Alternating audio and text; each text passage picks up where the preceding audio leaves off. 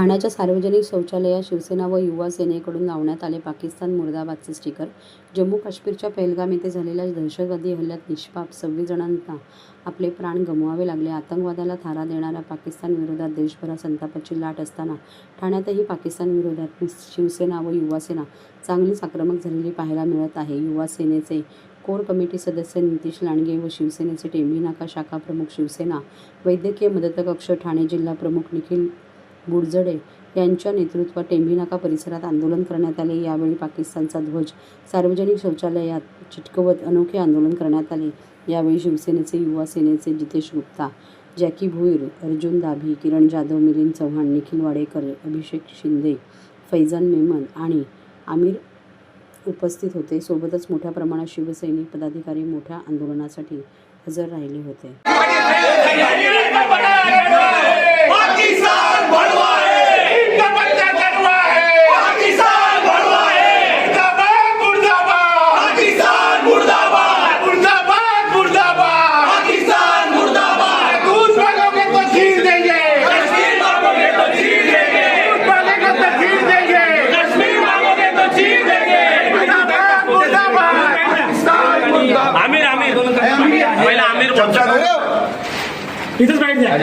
पाकिस्तानच्या आतंकवाद्यांनी जे भ्याड हल्ला केलेला आहे, जे गोरगरिबांना मारलेला आहे, त्याविषयी हा निषेध करण्यात आलेला आहे।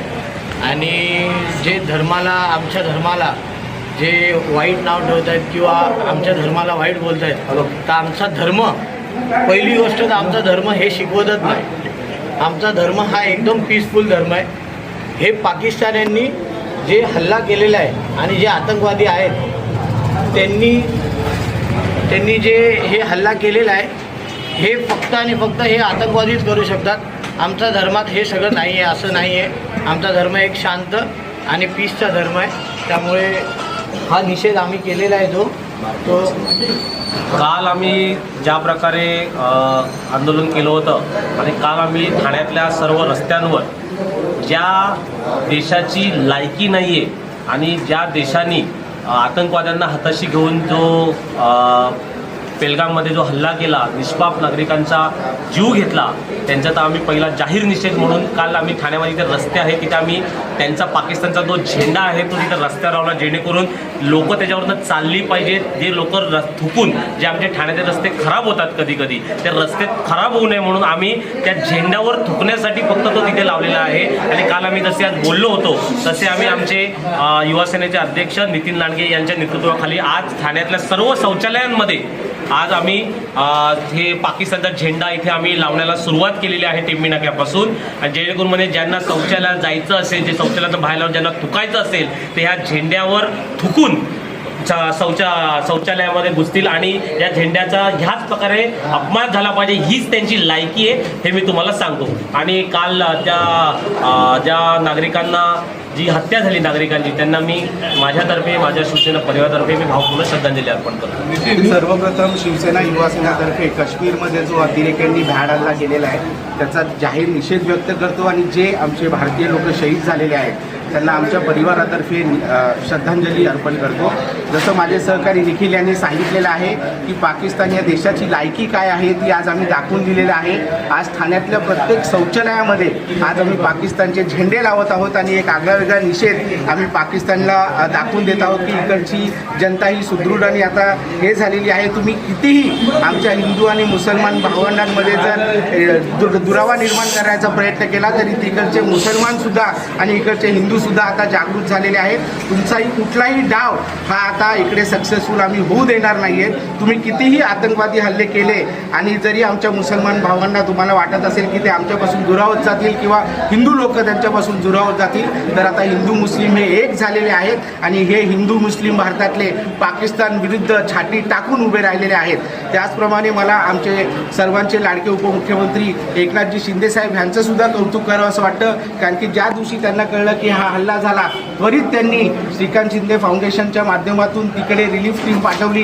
ते स्वतः तिकडे जाऊन तिकडच्या लोकांना सुखरूप त्यांच्या घरी कसं पोहोचवता येईल आणि त्याचप्रमाणे प्रताप सरनाईक साहेब यांनी विमानतळ ते त्यांच्या घरापर्यंत जाण्यासाठी लोकांसाठी GST आणि ह्याची सोय केली त्याबद्दल मी त्यांचं पण आभार व्यक्त करतो. आणि पुन्हा एकदा भारतामध्ये हिंदू मुस्लिम दुरावा निर्माण करण्याचा जो पाकिस्तानचा डाव आहे तो कधीही आमचे तरुण, आज तुम्ही बघताय की मुस्लिम बांधव सुद्धा आमच्याबरोबर हा झेंडा बाथरूममध्ये लावायला आलेले होते आणि त्यांच्या मनात हिंदूंबद्दल आणि आमच्याबद्दल मुसलमानांबद्दल जी एक दुरावा निर्माण करायचा त्यांचा जो कपट होता तो आज इथे हाणून पाडण्याचं काम आम्ही युवा सेना शिवसेनेच्या माध्यमातून करत आहोत. महाराष्ट्रातील भगिनींना आधार देणारी राज्य शासनाची मुख्यमंत्री माझी लाडकी बहीण योजना.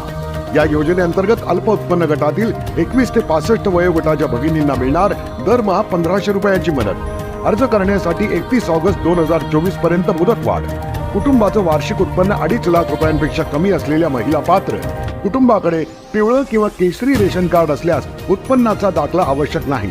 पांढरं रेशन कार्ड असेल किंवा रेशन कार्ड नसेल तर कुटुंबाचं वार्षिक उत्पन्न 2.5 लाखांपेक्षा कमी असल्याचा दाखला आवश्यक. योजनेसाठीचा ऑनलाईन अर्ज नारी शक्ती दूत ॲपवरून किंवा पोर्टलवर भरता येईल. ज्या भगिनींना ऑनलाईन अर्ज भरता येत नसेल त्यांच्यासाठी अंगणवाडी, ग्रामपंचायत, वॉर्ड ऑफिस, सेतू सुविधा केंद्रामध्ये किंवा आशाताई बचत गटाच्या CRP यांची मदत उपलब्ध. आता आपल्याला अभिमानानं म्हणता येईल, सुखी आणि सुरक्षित आहे माझी लाडकी बहीण.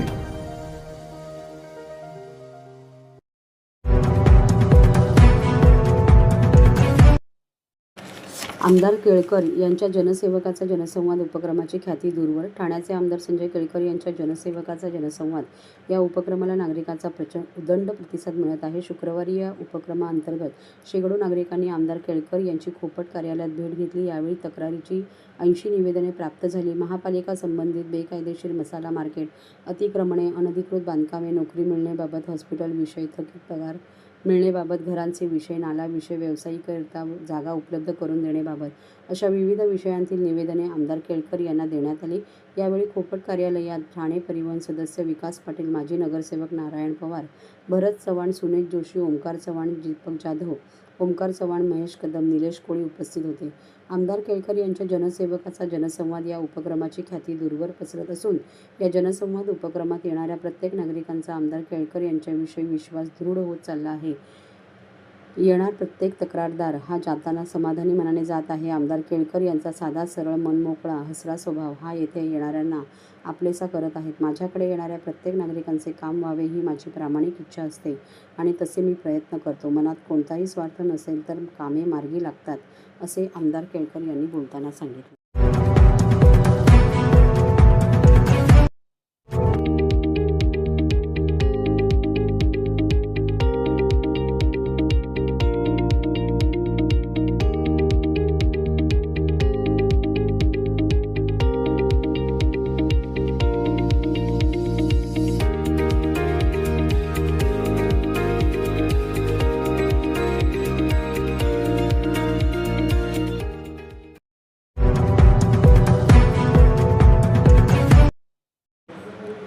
ठाणे महापालिका क्षेत्रातील रस्ते दुरुस्तीची सर्व कामे 20 मे पर्यंत पूर्ण करण्याचे महापालिका आयुक्त सौरभराव यांचे निर्देश. ठाणे महापालिका क्षेत्रात सुरू असलेल्या रस्ते दुरुस्तीची कामाची पाहणी महापालिका आयुक्त सौरभराव यांनी सर्व प्राधिकरणासह आज केली. घोडबंदर रस्त्यावर सद्यस्थिती सुरू असलेली कामे 20 मे पर्यंत पूर्ण करून रस्ते वाहतुकीसाठी सुरू करावे. तसेच जी कामे पावसाळ्यापूर्वी पूर्ण होणार नाहीत अशा कामांची सुरुवात पावसाळ्यानंतर करण्याचे निर्देश ठाणे महानगरपालिका आयुक्त सौरभराव यांनी महानगरपालिका, सार्वजनिक बांधकाम विभाग, मेट्रो, MMRDA या सर्व यंत्रणांना दिले आहे. पावसाळा लक्षात घेऊन पूर्वतयारी करण्याची आता साहजिकच आहे. हे दोन रस्त्यांच्या दरम्यान झाडे आहेत, खूप सुंदर झाडे आहेत. कोणालाही असं वाटत नाही की हे झाडे कट झाले पाहिजे किंवा यांचा हे नासधूस झाला पाहिजे. मात्र अनेकदा तो अपरिहार्य होऊन जातो, त्याच्यामुळे तशी परवानगी आपण देतो. आणि जेव्हा आपण झाडांचा हस्तांतरण किंवा झाडे आपण कट करतो तेव्हा नियमाप्रमाणे आपण त्याच्यापेक्षा 5 पट एवढे झाडांचा वृक्षारोपण करत आहोत. त्यासाठी आपण फॉरेस्ट डिपार्टमेंटचे समन्वय केला आहे. फॉरेस्टने आम्हाला जागा उपलब्ध करून दिली आहे आणि महानगरपालिकेचे बरेच जागा प्रत्येक झाड जे आपण इथे शिफ्ट करतो किंवा कट करतो त्याच्या तुलनेत किमान 5 पट एवढे झाडांचा आपण वृक्षारोपण करत आहोत. पाहणी करण्यात आली. त्याचबरोबर कापूरवाडी जंक्शन येथील मेट्रोचे काम, सिनेमंडळ मॉल या भागात सुरू असलेल्या पेट्रोल पंप ते नळपाडा जंक्शनपर्यंत मेट्रो तसेच जलवाहिनीच्या कामांची पाहणी करण्यात आली. आयुक्तांनी केलेल्या TMT बसमधून पाणी दौरा. घोडबंदर रोडवर सद्यस्थितीत मोठ्या प्रमाणावर कामे सुरू असून पाहणी दौरा करताना अधिकाऱ्यांच्या गाड्यांमुळे वाहतुकीस अडथळा निर्माण होऊ नये यासाठी आजचा पाहणी दौरा हा सर्व प्राधिकरणाच्या अधिकाऱ्यांसमवेत परिवहन सेवेच्या बसेसमधून केला असल्याचे आयुक्त सौरवराव यांनी नमूद केले. हा जे पाहणी दौरा आहे हे आपण निरंतर करत आहोत दर 3 ते 4 आठवड्यामध्ये आणि यामध्ये हेतू एकच आहे की घोडबंदर रोड याला वाहतूक कोंडीतून याच्या सुटका करणे. त्यामध्ये DCP ट्रॅफिक, MMRDAचे पूर्ण टीम, त्यामध्ये MMRDA मेट्रो, MMRDAच्या जे मर्जरचं काम करणारी एजन्सी आहे, ड्रेनेजचं काम करणारे, वॉटर सप्लाय, PWD आणि ठाणा कॉर्पोरेशनचे साधारणतः प्रत्येक डिपार्टमेंट, MSEDCL या सर्वांचा समावेश आहे. आपण कालबद्ध पद्धतीने हा मॉनिटरिंग करत आहोत की मान्सूनचे अगोदर घोडबंदर रोड हा आणि हा संपूर्ण परिसर हा पूर्ण वाहतूक कोंडी से याला मुक्ती मिळाली पाहिजे आणि याच्या अनुषंगाने आपण सतत कामाची प्रगतीचा आढावा घेत आहोत. आता याच्या नंतरचा जे आपला व्हिजिट आहे ते 20 मेला आपण नियोजित केला आहे. त्यामध्ये जे सर्व कामे आहेत ते वेळेवर योग्य पद्धतीने करत असताना जे विविध साहित्य आपल्याकडे इथे उपलब्ध आहे ज्याची आवश्यकता आज नाही आहे ते रस्त्याच्या बाजूला टाकून दिलेलं आहे. पाईपलाईन आहे, डेब्री आहे, कन्स्ट्रक्शन मटेरियल आहे, बॅरिकेड्स आहेत, ते नीटनेटक्या पद्धतीने त्याला लावून ठेवणे, ज्याची आवश्यकता नसेल तो असेस करून इमिडिएटली इथून काढून घेणे ही सुद्धा सूचना प्रत्येक एजन्सीला देण्यात आली आहे. विशेषतः पावसाळ्याच्या दरम्यान वॉटर लॉगिंगची समस्या होणार नाही याच्या अनुषंगाने कल्वर्टची डीप क्लिनिंगचं काम आपण हाती घेत आहोत. आमचे अत्यंत वरिष्ठ कार्यकारी अभियंता ते स्वतः नालेमध्ये उतरून याची स्वच्छताची खात्री करत आहे. आता या दरम्यान मर्जरचं काम सुरू होत असताना नॅचरली इथे जे अस्तित्वात असलेला ड्रेनेज आहे त्याचे शिफ्टिंगचं काम सुद्धा होत आहे. आता आपण या लेवलवरूनच खूप काळजी घेत आहोत की हे जे नवीन ड्रेनेज शिफ्ट होत आहे त्याचा अलाइनमेंट जुने ड्रेनेजचे, त्याचा कनेक्शन जुने ड्रेनेजचे असला पाहिजे आणि पाण्याचा वाहतूक, पाण्याचा प्रवाह कुठल्याही दृष्टीने त्यामध्ये अवरोध नाही आला पाहिजे याची सुद्धा आपण खात्री करत आहोत. साधारण मर्जरच्या जिथे जिथे काम चालू आहे, मेट्रोचं काम चालू आहे, फ्लायओव्हरचं काम चालू आहे, सगळ्यांसाठी डेडलाईन 20 मे आहे. स्पष्ट निर्देश हा देण्यात आला की 20 मे पर्यंत कंप्लीट करण्यासारखे जे कामे आहेत त्याच कामाला हात लावायचा. जे कामे 20 मे पर्यंत आपण पूर्ण करू शकत नाही ते काम सुरूच करायचं नाही आणि 20 मे नंतर हा संपूर्ण परिसर वाहतूकसाठी ओपन आणि प्रशस्त हा असा असला पाहिजे. शिल्लक जे कामे आहेत ते आपण मान्सून नंतर हाती घेणार आहे. आता यामध्ये 2 महत्त्वपूर्ण जे डेव्हलपमेंट आहे आपले 2 फ्लायओव्हर्स. आता एक फ्लायओव्हरचं काम आपलं कंप्लीट झालेलं आहे. कासरगोडवलीचं जे फ्लायओव्हर आहे त्याच्यासाठी डेडलाईन पण देण्यात आलेली आहे. हे दोन्ही फ्लायओव्हर्स एकदा वाहतुकीसाठी ओपन केल्यानंतर निश्चितरित्या साधारणतः 90% आपल्याला रिलीफ मिळणार आहे. याच दरम्यान आता 25 तारखेपासून 28 तारखेपर्यंत गायमुख घाटच्या जे पॅचिंगचं काम आहे तो सुद्धा आपण हाती घेत आहोत आणि त्याचा पॅचवर्क करत असतानाच आपण माझीवाडा ब्रिजवर सुद्धा एक ट्रायल पॅच करणार आहे. हेतू त्याच्या मागचा असा आहे की पावसाळ्याच्या दरम्यान फ्लायओव्हर्सवर मोठ्या प्रमाणावर खड्डे पडणे, नासके केल्यानंतर बम्पिंग होणे, हे सगळे जे प्रकार आहे ते कंट्रोल करणे त्याच्या मागचा हेतू आहे. गायमुख घाटची विशेष काळजी आपण घेत आहोत जेणेकरून पावसाळ्याच्या दरम्यान तिथे वाहतूक कोंडी होणार नाही. कारण गायमुख घाटवर वाहतूक कोंडी झाली तर त्याचा थेट परिणाम संपूर्ण आपले घोडबंदर मार्गवर दिसतो. तर हे सगळे विषय आपण हाती घेत आहोत. पोलीस डिपार्टमेंटने, DCP ट्रॅफिकने विशेषतः सगळं नियोजन केलं आहे आणि जेव्हा त्यांना हा ब्लॉकेज आपण 25 एप्रिलपासून 28 एप्रिलपर्यंत 4 दिवसाचा दिला आहे तर त्याच्यासाठी वाहतूकची जी पर्यायी व्यवस्था आहे तो आणि त्याला कसे रेग्युलेट करायचा हा सगळा सूक्ष्म आराखडा याचा तयार आहे. तर बघा घोडबंदर रोडवर एकाच वेळी बरेच काही घडत आहे. सध्या मेट्रोचं काम, याच्यानंतर याच्यासोबतच आपल्याला जे सर्व्हिस लाईन होती त्याचे मर्जरचं काम, याचीच बरोबरच आपल्याकडे मोठी पाईपलाईन टाकण्याचं काम, so water supply, drainage, service road merger, metro हे सगळे कामे एकाच वेळी होत आहे. बट आपण निश्चित विश्वास ठेवा की ज्या तीव्र पद्धतीने शक्य आहे आपण त्या तीव्र पद्धतीने हे सगळे कामे हाती घेण्याचा प्रयत्न करत आहोत आणि मला ठाम विश्वास आहे की या पावसाळ्याच्या दरम्यान आपल्याला मागच्या वर्षीच्या तुलनेत निश्चितरित्या खूप सकारात्मक परिणाम आणि बदल दिसणार आहे.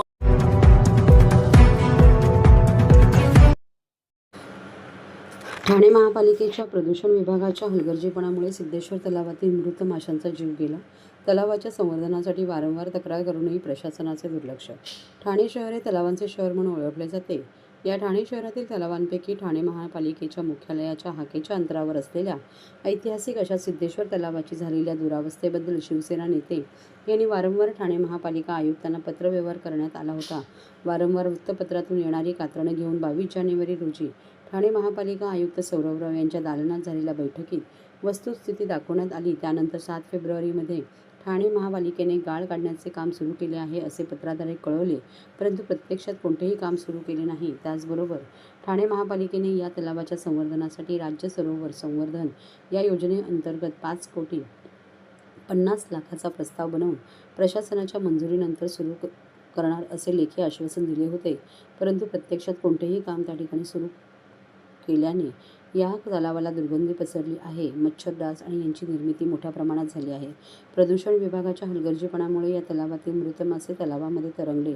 त्यानंतर प्रशासनाने मासे उचलण्याचे काम सुरू केले आहे, परंतु अद्यापही गेल्या अनेक वर्षापासून पडलेला गाळ ही तेथे उचलला जात नाही. प्रदूषण विभाग काय करत आहे असा सवाल उभा राहत आहे. या तलावाकडे जाणून बुजून दुर्लक्ष करत असल्याचे निदर्शनास आल्याने शिवसेना नेते खासदार राजन विचारे यांनी आज आयुक्त सौरभराव यांना पत्र लिहून मृत माशांचे फोटो दिले आहेत. त्या पत्रांमध्ये येणारा पावसाळा लक्षात घेऊन या तलावाभोवती मोठ्या प्रमाणात झोपडपट्टी आहे. जर तलाव भरून झोपडपट्टीमध्ये पाणी शिरले तर याला सर्वस्वी आपण जबाबदार असाल असे त्यांनी पत्रामध्ये नमूद केले आहे. टॅली सोल्युशनकडून टॅली प्राईम 6.0 लॉन्च. कनेक्टेड बँकिंगसह MME आर्थिक कार्यसंचालनामध्ये क्रांती घडवून आणली. Axis Bank, Kotak Mahindra Bank अशा आघाडीच्या बँकांसोबत सहयोग आणि सुलभ आर्थिक व्यवस्थापनासाठी अनेक tools. 25 April 2025 Tally Solution Private Limited या भारतातील आघाडीच्या व्यवसाय ऑटोमेशन सॉफ्टवेअर प्रदाता कंपनीने त्यांचे नवीन रिलीज टॅली प्राईम 6.0 लॉन्च केले आहे, जे small and medium enterprises MME करिता आर्थिक कार्य संचालने सोपी करण्यासाठी तसेच कनेक्टेड बँकिंग अनुभवाच्या माध्यमातून विनासायास करण्यासाठी डिझाईन करण्यात आले आहे. या प्रगत अपग्रेडने व्यवसाय आणि अकाउंट्ससाठी बँक रिकन्सिलेशन, बँकिंग ऑटोमेशन आणि आर्थिक व्यवस्थापनामध्ये क्रांती घडवून आणली आहे. इनव्हॉइसिंग, ई-बिल बिल जनरेशन व GST कॉम्प्लायन्स अशा कनेक्टेड सेवा देण्यामधील आपल्या कौशल्याला अधिक दृढ करत टॅलीने MMEना एकीकृत बँकिंग क्षमतांसह सक्षम करण्याच्या दिशेने आणखीन एक मोठे पाऊल उचलले आहे. हे नवीन रिलीज व्यावसायिकांना त्यांच्या इकोसिस्टमशी कनेक्ट करण्याप्रती तसेच त्यांना अद्वितीय सुलभतेसह ऑपरेट करण्यास सक्षम करण्यासाठी टॅलीची कटिबद्धता अधिक दृढ करते.